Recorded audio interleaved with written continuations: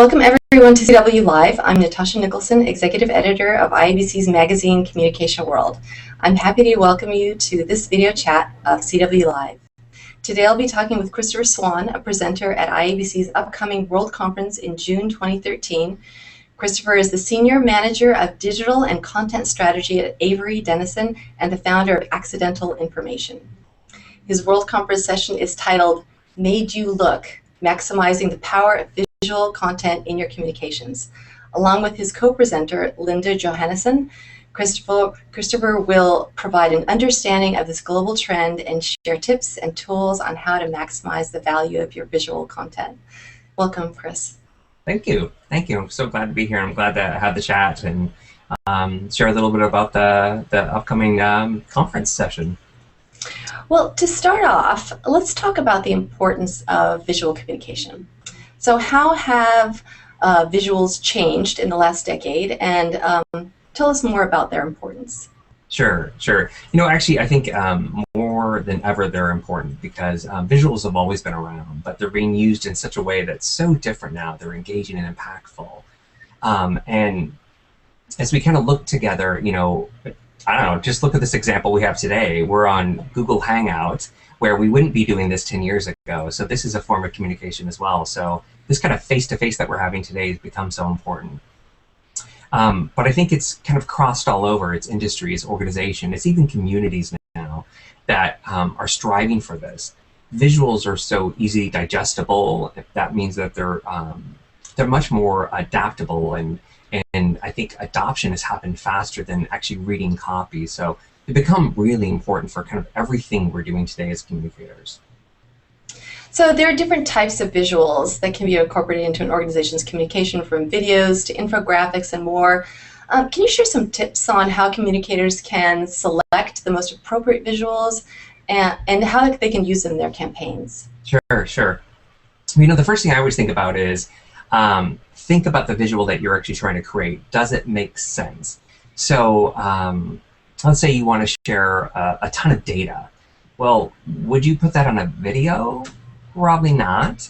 You know, the first thing we kind of think about is an infographic. You know, that's storytelling, but in a visual and explainable way that you as a communicator don't need to be there to explain. You can easily, as the consumer of this content, see it in a heartbeat. So the first thing I always tell people is think about the channel and the type of medium you're using. That's really the thing that I think people kind of get hung up on. And the trick is, as you're doing this, is your objective is to really understand your audience and what's your objective of your communication. Just like we've done before with copy, still understand what are you trying to do with this. So talking a little bit more about that, how can communicators ensure their visual communications are strategic? And what are some important components that their strategy should include? You know, it's so funny because that kind of question is, I think it almost goes back to the thing that we've always done with communication.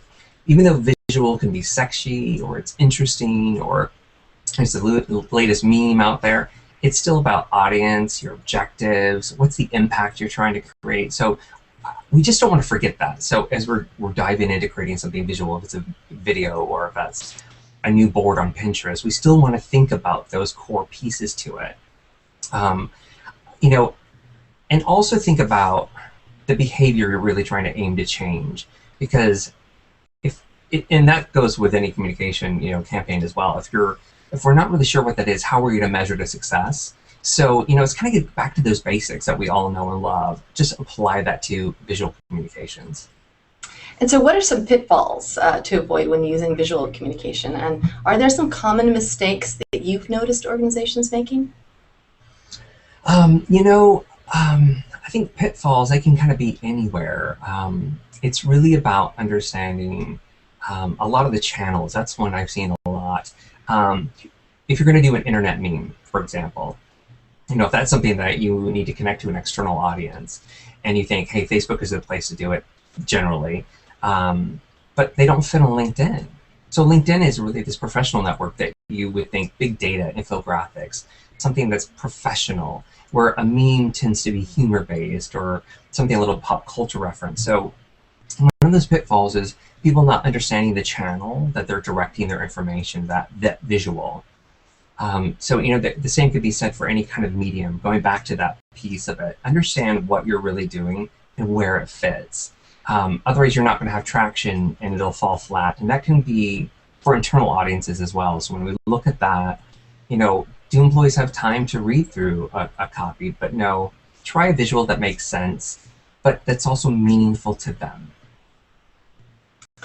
So lastly, what skills do communicators need to develop in order to become effective visual communicators? And what kind of resources are available that they can benefit from? The first skills I always think about too, and this is kind of almost in everything I talk about, is be a great listener and watch people. And these are kind of basics, visual, even though it's like I said earlier, it's trendy, it's hip, it's kind of bringing engagement differently. See what others are doing, learn from them. See how people are using Instagram out there. There's some great success stories out there that I've seen Marriott use and McDonald's as well, where they're using Instagram to focus on careers and hiring people. So look at what they're doing, don't reinvent the wheel, see what success is out there and try that.